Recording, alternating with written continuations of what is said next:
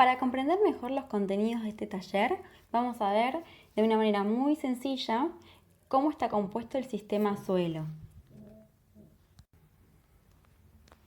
Este sistema está compuesto por 4 fracciones principales: el agua, el aire, los dos con un 25%, la materia inorgánica, constituida por minerales que provienen de los procesos de transformación que sufren las rocas que dieron origen a los suelos, en un 45%, y la materia orgánica en un 5%, pero que cumple un papel esencial en el suelo. Desde que se creó la agricultura como práctica productiva para la obtención de alimentos, el hombre ha aplicado toda clase de materias orgánicas a los suelos cultivados.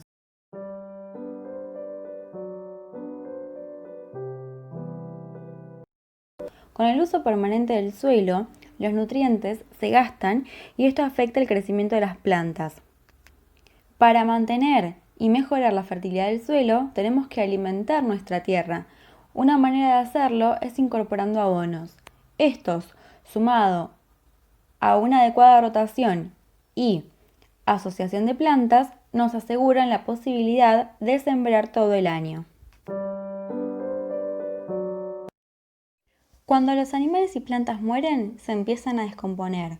Cuando sus restos vegetales y animales llegan al suelo, son usados como fuente de alimento para innumerables organismos, ya sean hongos, bacterias, algunos gusanos e insectos, que transforman esos residuos en materia orgánica o humus.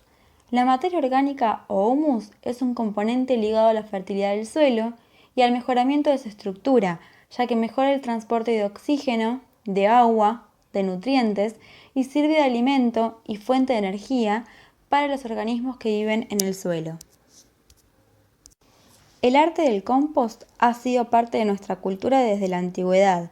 En la actualidad existen varias razones por las cuales sigue siendo una práctica de incalculable valor.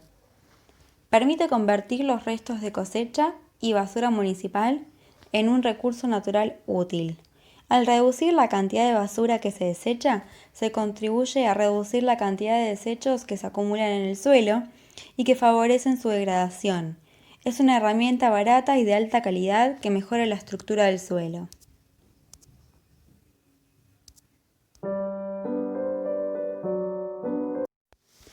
El compostaje es la descomposición de materiales orgánicos bajo ciertas condiciones de agua y aire. Los materiales utilizados para compostar tardan más o menos tiempo en descomponerse. Así, por ejemplo, los materiales que son ricos en carbono, como son las hierbas secas, la madera, las ramas, el acerrín, se descomponen lentamente. En cambio, los materiales de origen animal, bosta, huesos molidos, entre otros, y los pastos verdes como son la alfalfa, la vicia, el poroto, se descomponen en menos tiempo porque son más ricos en nitrógeno. La calidad del compost depende de los componentes utilizados inicialmente. Es recomendable que exista un equilibrio entre aquellos ricos en carbono y los ricos en nitrógeno. Se considera que la mezcla ideal para la fabricación de compost debe tener entre 25 y 30 veces más material rico en carbono que en nitrógeno. Es importante que el compost tenga una buena aireación, se logra mezclando la pila, y que no haya exceso de humedad dentro de la pila, para que los organismos encargados de la descomposición puedan tener las condiciones que necesitan para poder sobrevivir.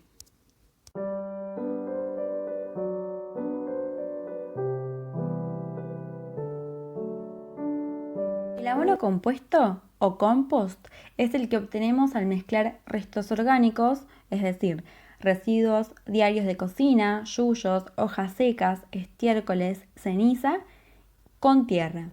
Es un abono que podemos obtener en forma casera. Los restos orgánicos que podemos usar son cáscaras de frutas, restos de verduras, cáscaras de huevo, yerba, té, café, huesos molidos, hojas, estiércol de algunos animales como son la vaca, el caballo, la oveja, el conejo. Los residuos que no podemos poner son vidrios, huesos enteros, carnes, grasas, plásticos, latas, papeles con tinta, pilas y excrementos de perro y gato. Estas cosas no las podemos poner dentro de la abonera. El abono compuesto o compost es el que obtenemos al mezclar restos orgánicos, es decir, residuos diarios de cocina, yuyos, hojas secas, estiércoles, ceniza, con tierra. Es un abono que podemos obtener en forma casera. Los restos orgánicos que podemos usar son cáscaras de frutas, restos de verduras, cáscaras de huevo, yerba, té, café, huesos molidos, hojas, estiércol de algunos animales como son la vaca, el caballo, la oveja, el conejo. Los residuos que no podemos poner son vidrios, huesos enteros, carnes, grasas, plásticos, latas, papeles con tinta, pilas y excrementos de perro y gato. Estas cosas no las podemos poner dentro de la abonera.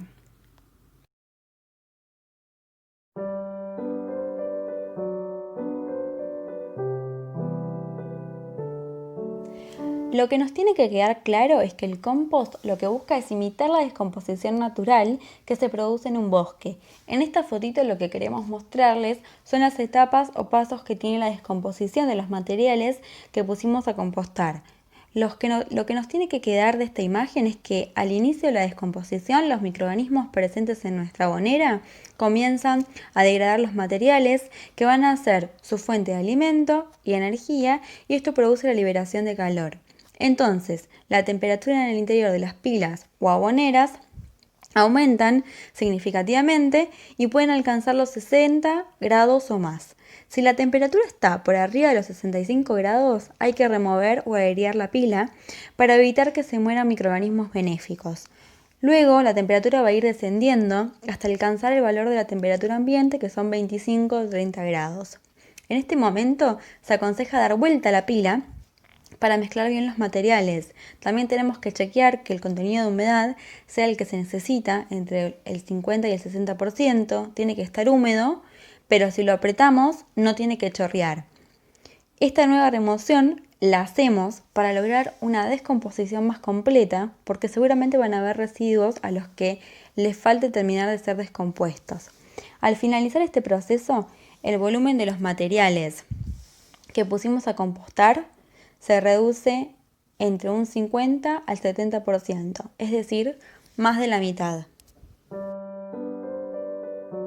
Existen distintas maneras o formas de armar una abonera. Acá les vamos a presentar algunas. Hay que tener en cuenta que las aboneras solo las vamos a utilizar cuando hacemos abono compuesto o compost. Si hacemos abono verde o abono en superficie, no las necesitamos.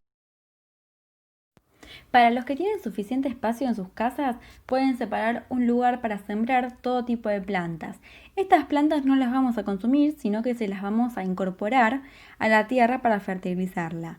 Estas plantas que sembramos las vamos a picar y enterrar a poca profundidad antes de que florezcan. Este tipo de abono sirve para aflojar suelos apretados, para unir suelos sueltos, para mejorar suelos salinos y aumentar la fertilidad. Se pueden sembrar todo el año. En otoño podemos sembrar trébol, vicia, habas, arveja, centeno, cebada, chicoria, acelga. En primavera podemos hacer habas, arvejas, porotos, mijo, sorgo, maíz. Para los que se dedican a las huertas escolares, pueden hacer abonos verdes en los periodos de vacaciones para mejorar la tierra, ya que en esos momentos la huerta no está en producción. El abono en superficie lo obtenemos cuando colocamos los materiales orgánicos que vamos a utilizar para fertilizar directamente sobre el cultivo. Pueden usarse materiales vegetales como son el pasto, la paja, las hojas secas, restos de yuyos, material que todavía no terminó de descomponerse, entre otros.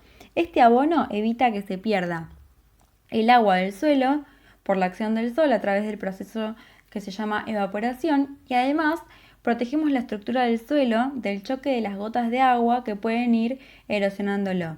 Es importante Tener en cuenta que tanto en el abono verde como en el abono en superficie, los materiales orgánicos se encuentran en contacto directo con el aire, con el sol y la humedad, entonces la descomposición va a ser más rápida. El lombricompuesto es otra forma de producir abono natural rico en nutrientes en donde se utilizan lombrices. Las lombrices agilizan el proceso de descomposición de los restos orgánicos, siendo el producto de su digestión lo que se llama lombricompuesto. Las lombrices utilizadas son las californianas porque se reproducen muy rápidamente. El lombricompuesto posee una gran cantidad de nutrientes y una alta cantidad de bacterias que favorece el suelo y los cultivos de cualquier tipo. Además, las lombrices logran una mejor aireación del sustrato, ya que al desplazarse en busca de comida, excavan y hacen túneles. Tampoco existe peligro de sobredosis con el lombricompuesto y no tiene vencimiento, ya que a medida que pasa el tiempo es más asimilable. Aquí las vemos, las lombrices californianas, en el compost, en el lombricompuesto, están haciendo su proceso de descomposición. Tal como lo veníamos diciendo, ellas van haciendo su proceso de descomposición, van comiendo y van defecando y van haciendo la transformación del compost.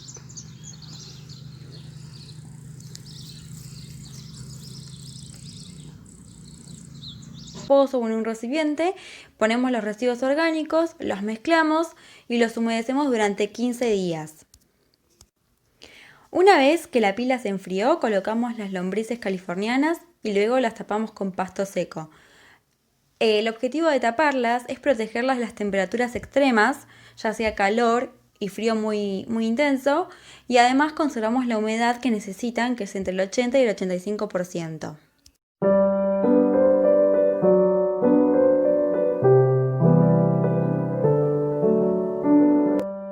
Preparando otra pila de alimento fresco y húmeda y la vamos poniendo lo más cerca posible. Al cabo de unos días las lombrices se van a mudar en busca de comida a la nueva pila, quedando la primera en condiciones de ser usada. Lo más interesante es que las lombrices se alimentan de todo tipo de desechos orgánicos, pero les encanta el papel, la yerba mate, el café y el té.